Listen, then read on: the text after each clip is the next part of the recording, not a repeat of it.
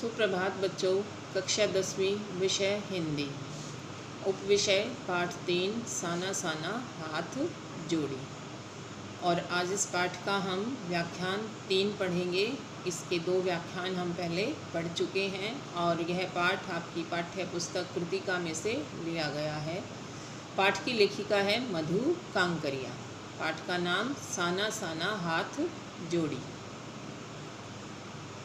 लेखिका का नाम मधु कांकरिया। मधु कांकरिया का परिचय। मधु कांकरिया का जन्म सन 1957 में कोलकाता में हुआ। उन्होंने कोलकाता विश्वविद्यालय से अर्थशास्त्र में एमए किया, साथ ही कंप्यूटर एप्लीकेशन में डिप्लोमा भी किया। अब बेटा, जो अंश आज हम पढ़ेंगे उसमें आने वाले कठिन शब्दों के अर्थ देखते हैं। शब्द है ख्वाहिश। ख्वाहिश का अर्थ है इच्छा या कामना। विभोर, विभोर का अर्थ है आनंदित। नायाब, नायाब का अर्थ है अमूल्य या बेशकीमती। ऋण, ऋण का अर्थ है कर्ज। संकरा, संकरा का अर्थ है कम खुला या पतला। अभिभूत, अभिभूत भावना से भरकर। एहसास, एहसास का अर्थ है अनुभव, आबो हवा, हवा पानी या जलवायु। अमंगल, बुरा। सर्वे भवन्तु सुखिनः, सभी सुखी रहें। वृत्ति, वृत्ति का अर्थ है स्वभाव, तरावट, नमी, मियाद, सीमा। राम रोछो अच्छा है। अब हम पाठ को मुख्य संकेत बिंदु के आधार पर पढ़ेंगे। हमने पाठ का पहले जो अंश पढ़ा वो संकेत बिंदुओं पर आधारित ही पढ़ा था और आज भी हम संकेत बिंदुओं पर आधारित ही इसको पढ़ेंगे। और हमारा संकेत बिंदु है कटाओ का सफ़र और उसका सौंदर्य। लेखिका कहती है, करीब आधे रास्ते बाद धुंध छटी और साथ ही सृष्टि और हमारे बीच फैला सन्नाटा भी हटा। नार्गे उत्साहित होकर कहने लगा, कटाओ हिंदुस्तान का स्विट्जरलैंड है। मेरी सहेली मणि स्विट्जरलैंड घूम आई थी। उसने तुरंत प्रतिवाद किया। प्रतिवाद का अर्थ होता है विरोध, यानी उसने तुरंत विरोध किया, नहीं, स्विट्जरलैंड भी इतनी ऊंचाई पर नहीं है और न ही इतना सुंदर। हम कटाओ के करीब आ रहे थे क्योंकि दूर से ही बर्फ़ से ढके पहाड़ दिखने लगे थे। पास में जो पर्वत थे वे आधे हरे काले दिख रहे थे। लग रहा था जैसे किसी ने इन पहाड़ों पर पाउडर छिड़क दिया हो। कहीं पाउडर बची रह गई हो और कहीं वह धूप में बह गई हो। नार्गे ने उत्तेजित होकर कहा, देखिए, एकदम ताज़ा बर्फ़ है, लगता है रात में ही गिरी है। यह बर्फ़ थोड़ा और आगे बढ़ने पर अब हमें पूरी तरह बर्फ़ से ढके पहाड़ दिख रहे थे, साबुन की झाग की तरह सब और गिरी हुई बर्फ़। मैं जीप की खिड़की से मुंडी निकाल निकाल दूर तक देख रही थी। चांदी से चमकते पहाड़। एकाएक जितेन ने पूछा, कैसा लग रहा है? मुंडी, मुंडी का अर्थ होता है सिर, कि जीप की खिड़की से मैं अपने सिर को निकालकर दूर दूर तक देख रही थी। मैंने जवाब दिया, राम रोछो। वह उछल पड़ा, अरे, यह नेपाली बोली कहाँ से सीखी? अपनी भाषा के गर्व से उसकी आंखें चमक उठी, क्योंकि जितेन कहाँ का रहने वाला था? नेपाल का। इसलिए जब उसने अपनी भाषा सुनी तो उसकी आंखों में गर्व की चमक दिखाई दी।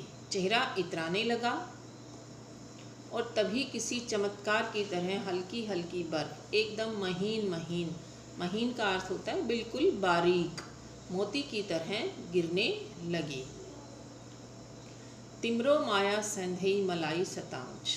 इसका अर्थ है तुम्हारा प्यार मुझे सदैव रुलाता है। चहूँ और बिखरी यह बर्फीली सुंदरता। चहूँ और का अर्थ है चारों ओर। बिखरी हुई यह बर्फीली सुंदरता जितेन के मन पर भी थाप लगाने लगी थी। प्रेम की झील में तैरते हुए झूम झूम गाने लगा था वह। हम सभी सैलानी अब जीप से उतरकर बर्फ पर कूदने लगे थे। यहाँ बर्फ सर्वाधिक थी। सर्वाधिक का अर्थ है सबसे ज़्यादा। और बर्फ कितनी थी? घुटनों तक नरम नरम बर्फ। ऊपर आसमान और बर्फ से ढके पहाड़ एक हो रहे थे।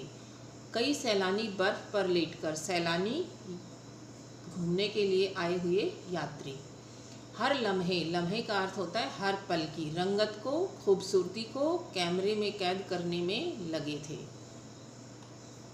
मेरे पांव झनझन करने लगे थे, पर मन वृंदावन हो रहा था।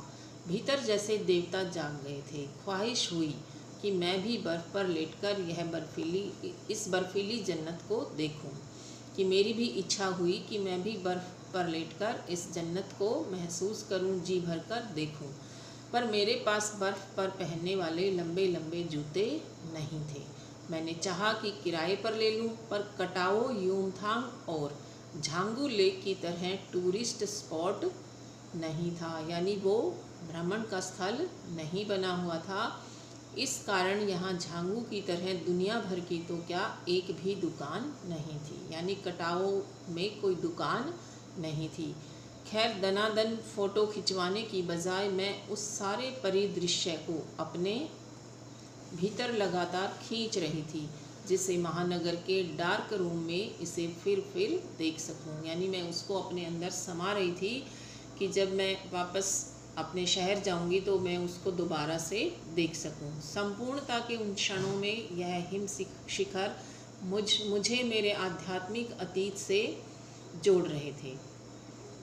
शायद ऐसी ही विभोर कर देने वाली दिव्यता के बीच हमारे ऋषि मुनियों ने वेदों की रचना की होगी। कि ऐसी ही विभोर कर देने वाली, मतलब खुश कर देने वाली दिव्यता के बीच हमारे जो ऋषि मुनि थे, उन्होंने वेदों की रचना की होगी, जीवन सत्यों को खोजा होगा, सर्वे भवन्तु सुखिनः का महामंत्र पाया होगा।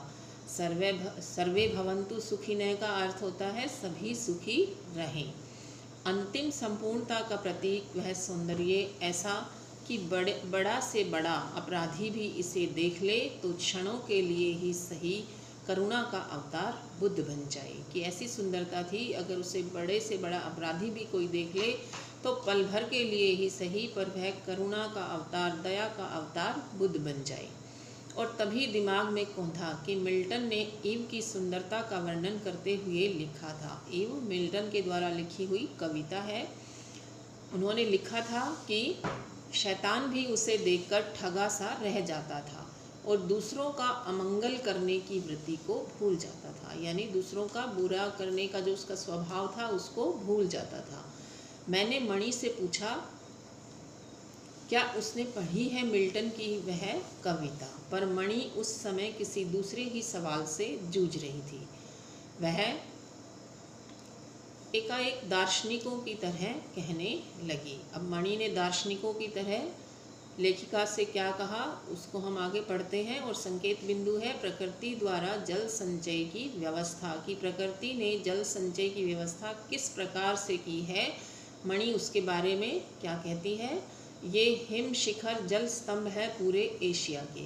देखो प्रकृति भी किस नायाब ढंग से सारा इंतज़ाम करती है। नायाब का अर्थ होता है अनोखे ढंग से, विचित्र ढंग से। कि सर्दियों में बर्फ़ के रूप में जल संग्रह कर लेती है, संग्रह कर लेना, इकट्ठा कर लेना।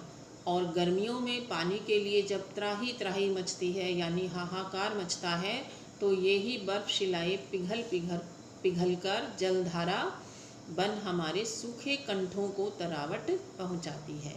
कितनी अद्भुत व्यवस्था है जल संचय की। तो देखा बेटा कि मणि ने जल संचय की व्यवस्था क्या बताई कि प्रकृति जो है वो सर्दियों में बर्फ़ के रूप में जल को इकट्ठा कर लेती है, और जब गर्मियों में पानी के लिए त्राही त्राही मचती है तो वे ही बर्फ़ शिलाएँ पिघलकर सूखे कंठों को तरावट पहुंचाती है। मणि ने अभिभूत हो माथा नवाया। माथा नवाया यानी शीश नवाया। जाने कितना ऋण है हम पर इन नदियों का, हिम शिखरों का। संसार कितना सुंदर, स्वप्न जगाते उन लम्हों में मैंने सोचा। पर तभी उदासी की एक झीनी सी परत मुझ पर छा गई। उड़ते बादलों की तरह पत्थर तोड़ती उन पहाड़ियों का ख्याल आ गया। आगे है फौजी छावनियाँ। आत्मा की अनंत परतों को छेड़ता हुआ हमारा यह सफ़र थोड़ा और आगे बढ़ा कि तभी देखा इक्की दुक्की फौजी छावनियाँ। इक्की दुक्की एक दो। ध्यान आया यह बॉर्डर एरिया है, थोड़ी दूरी पर ही चीन की सीमा है।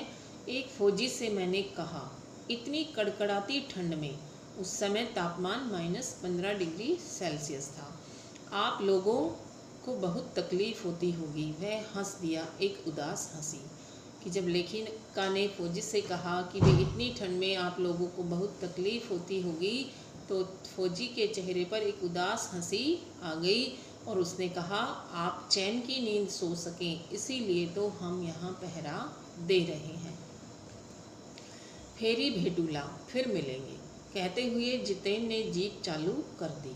थोड़ी देर बाद ही फिर दिखी एक फौजी छावनी, जिस पर लिखा था, we give our today for your tomorrow, कि आपका कल अच्छा हो इसलिए हम अपना आज कुर्बान करते हैं। लेखिका का उदास होना। लेखिका का मन उदास हो गया, भीतर कुछ पिघलने लगा। महानगर में रहते हुए कभी ध्यान ही नहीं आया कि जिन बर्फीले इलाकों में बैसाख के महीने में भी 5 मिनट में ही हम ठिठुरने लगते थे, हमारे ये जवान पोष और माघ में भी, जबकि सिवाय पेट्रोल के सब कुछ जम जाता है, तैनात रहते हैं। और जिन संकरे, घुमावदार और खतरनाक रास्तों से गुजरने भर में हमारे प्राण कांप उठते हैं, उन रास्तों को बनाने में जाने कितनों के जीवन अपनी मियाद समय से पूर्व ही खत्म हो गए हैं। मेरे लिए यह यात्रा सचमुच ही एक खोज यात्रा थी। पूरा सफ़र चेतना और अंतरात्मा में हलचल मचाने वाला था। तो यहाँ जब लेखिका ने फौजियों को देखा कि किस प्रकार से वो इतनी कड़कड़ाती ठंड में तैनात थे, उनको देखकर लेखिका का मन दुखी हो गया था, उदास हो गया था कि किस प्रकार से ये लोग हम चैन की नींद सो सके, हम सुरक्षित रह सके, उसके लिए पहरा देते हैं। आगे है यूमथांग का रास्ता। अब लेखिका यूमथांग के रास्ते का वर्णन करते हुए कहती है कि बहरहाल अब हम लायूंग वापस लौटकर फिर यूमथांग की ओर। जितेन कुछ दिन पूर्व ही नेपाल से ताज़ा आया था। ताज़ा का मतलब है कि अभी अभी आया था। यूमथांग की घाटियों में एक नया आकर्षण और जुड़ गया था, ढेरों ढेर प्रियुता और रोडोडेंड्रो के फूल। ये फूल एक प्रकार के फूल हैं जो वहाँ पर खिल गए थे। जितेन बताने लगा, बस 15 दिनों में ही देखिएगा पूरी घाटी फूलों से इस कदर भर जाएगी कि लगेगा फूलों की सेज रखी हो। यहाँ रास्ते अपेक्षाकृत चौड़े थे, मतलब जो पहले थे उनसे यहाँ पर रास्ते थोड़े चौड़े थे। इस कारण खतरों का एहसास कम था। इन घाटियों में कई बंदर भी दिखे, कुछ अकेले तो कुछ अपने बाल बच्चों के साथ। बहरहाल घाटियों, नदियों, पहाड़ों और बादलों की आँख मिचौली दिखाती पहाड़ी कबूतरों को उड़ाती हमारी जीप जब यूमथांग पहुंची तो हम थोड़े निराश हुए। बर्फ से ढके कटाओं के हिम शिखरों को देखने के बाद यूमथांग थोड़ा फीका लगा और यह भी एहसास हुआ कि मंजिल से कहीं ज़्यादा रोमांचक होता है मंजिल तक का सफ़र। बहरहाल यूमथांग में चिप्स बेचती एक सिक्किमी युवती से मैंने पूछा, क्या तुम सिक्किमी हो? नहीं, मैं इंडियन हूँ, उसने जवाब दिया। सुनकर बहुत अच्छा लगा। सिक्किम के लोग भारत में मिलकर बहुत खुश हैं। जब सिक्किम स्वतंत्र रजवाड़ा था तब टूरिस्ट उद्योग इतना नहीं फला फूला था। हर एक सिक्किमी भारतीय आबो हवा में इस कदर घुल मिल गया है। आबो हवा का अर्थ है हवा पानी या जलवायु में इस प्रकार से घुल मिल गया है कि लगता ही नहीं कि कभी सिक्किम भारत में नहीं था। जितेन द्वारा दी गई जानकारी।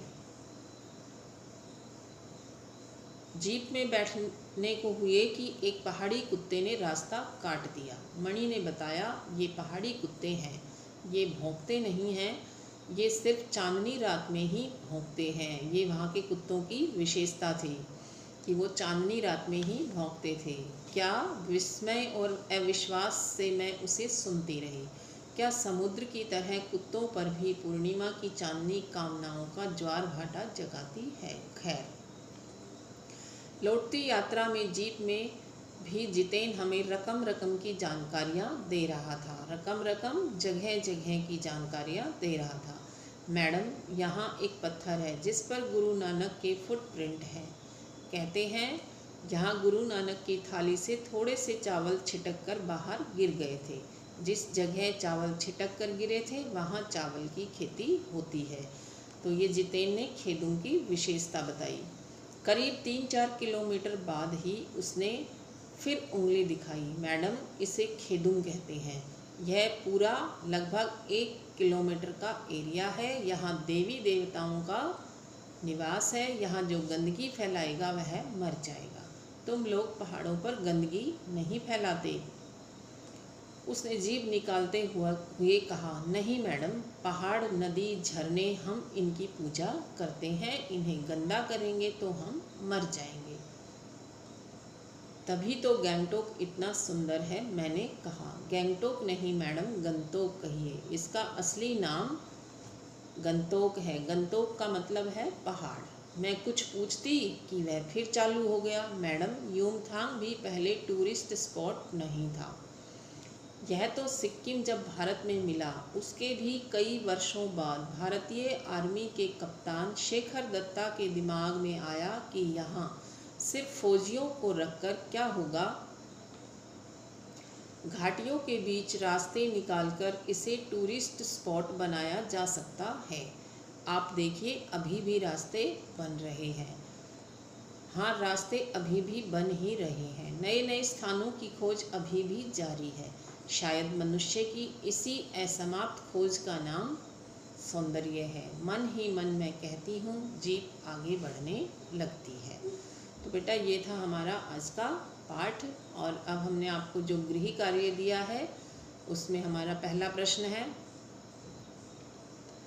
प्रकृति के उस अनंत और विराट स्वरूप को देखकर लेखिका को कैसी अनुभूति होती है। अगला, प्राकृतिक सौंदर्य के अलौकिक आनंद में डूबी लेखिका को कौन कौन से दृश्य झकझोर गए। प्रश्न 3, सैलानियों को प्रकृति की अलौकिक छटा का अनुभव करवाने में किन किन लोगों का योगदान होता है, उल्लेख करें। प्रश्न 4, कितना कम लेकर ये समाज को कितना अधिक वापस लौटा देती हैं। इस कथन के आधार पर स्पष्ट करें कि आम जनता की देश की आर्थिक प्रगति में क्या भूमिका है। व्याख्यान 2 में दिए गए गृह कार्य का हल। प्रश्न 1 था, जितेन नार्गे ने लेखिका को सिक्किम की प्रकृति, वहाँ की भौगोलिक स्थिति तथा जनजीवन के विषय में क्या महत्वपूर्ण जानकारियाँ दी, लिखिए। इसका उत्तर था, नार्गे ने लेखिका को निम्नलिखित जानकारियाँ दी। प्राकृतिक जानकारी, सिक्किम की प्रकृति के बारे में जितेन ने बताया कि यहाँ की प्रकृति बहुत सुंदर है। यहाँ फूलों की घाटियाँ, विभिन्न प्रकार के हरे भरे पेड़, बर्फ से ढकी पर्वत चोटियाँ, झरने और कल कल करती नदियाँ हैं। यहाँ की प्रकृति पल पल में रूप बदलती दिखाई देती है। यहाँ कभी धूप, कभी छाँव, कभी वर्षा और कभी बर्फ गिरना सामान्य बात है। यहाँ चारों तरफ हरियाली ही हरियाली है। भौगोलिक जानकारी, सिक्किम की भौगोलिक जानकारी देते हुए जितेन ने बताया कि सिक्किम हिमालय की गोद में बसा है। इसकी सीमा चीन से सटी है।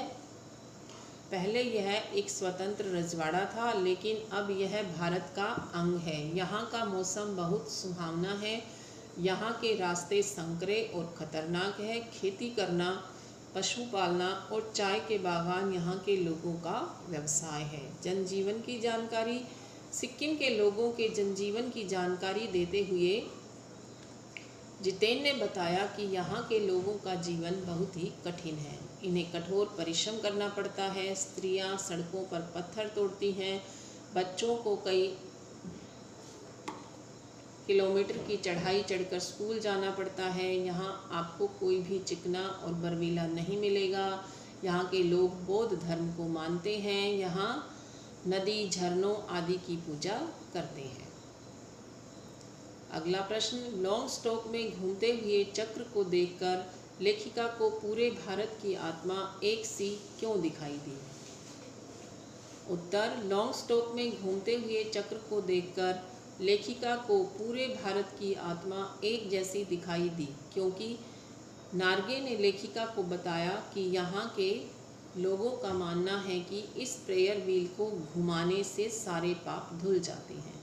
यह सुनकर लेखिका को लगा कि तमाम वैज्ञानिक प्रगतियों के बावजूद पूरे भारत की आत्मा एक जैसी है, चाहे मैदान हो या पहाड़, क्योंकि मैदानी इलाकों में लोग मानते हैं कि गंगा में स्नान करने से सारे पाप धुल जाते हैं। अगला प्रश्न, जितेन नार्गे की गाइड की भूमिका के बारे में विचार करते हुए लिखिए कि एक कुशल गाइड में क्या गुण होते हैं। जितेन नार्गे एक कुशल गाइड के साथ साथ निपुण ड्राइवर भी था। एक कुशल गाइड को कुशल ड्राइवर भी होना चाहिए ताकि आवश्यकता पड़ने पर वह गाड़ी चला सके। जितेन को वहाँ की भौगोलिक स्थिति तथा विभिन्न स्थानों की जानकारी थी। एक कुशल गाइड को अपने क्षेत्र की भौगोलिक स्थिति तथा विभिन्न स्थानों के महत्व तथा उनसे जुड़ी रोचक जानकारियों का ज्ञान होना चाहिए, जिससे वह अपने पर्यटकों को सारी जानकारी दे सके। इससे पर्यटकों के मनोरंजन के साथ साथ उनकी पर्यटन में रुचि भी बढ़ जाती है। जितेन नेपाली था, फिर भी उसे सिक्किम के जन जीवन, संस्कृति तथा धार्मिक मान्यताओं का पूरा ज्ञान था। उसे वहाँ के लोगों के कठोर जीवन की भी संपूर्ण जानकारी थी। एक कुशल गाइड में ये गुण अवश्य होने चाहिए। प्रश्न 4, इस यात्रा वृत्तांत में लेखिका ने हिमालय के जिन जिन रूपों का चित्र खींचा है उन्हें अपने शब्दों में लिखिए। इस यात्रा वृत्तांत में लेखिका ने हिमालय के पल पल परिवर्तित होते हुए रूप का चित्र कुछ इस प्रकार खींचा है। लेखिका कहती है, जैसे जैसे ऊंचाई पर चढ़ते जाते हैं, हिमालय छोटी छोटी पहाड़ियों के रूप में नहीं वरन अपने विशाल रूप तथा हर क्षण परिवर्तित सौंदर्य के साथ दिखाई देता है।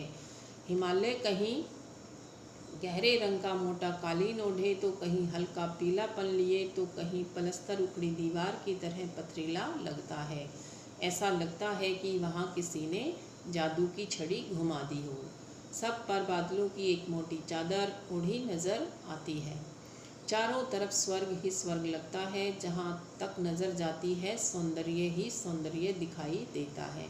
लगातार बहते झरने, नीचे तेज गति से बहती तीस्ता नदी, सामने उठती हुई धुंध, ऊपर आकाश में मंडराते आवारा बादल, धीमी धीमी हवा में हिलते हुए प्रियुता और रोडोडेंड्रो के फूल, मानो प्रकृति की सभी चीज़ें अपनी अपनी लय, तान और प्रवाह में बह रही हों। ऐसा भी प्रतीत होता है कि मानो इस अद्भुत सौंदर्य में लेखिका ने ईश्वर को निकट से देख लिया हो। तो ये प्रश्नों के उत्तर थे बेटा, और आशा है पाठ आपको समझ आ गया होगा। लेकिन इस पाठ को एक बार आप खुद से भी पढ़ें और प्रश्नों के उत्तर साफ सुंदर लेख में लिखें और वर्णों की बनावट का विशेष ध्यान देते हुए लिखें।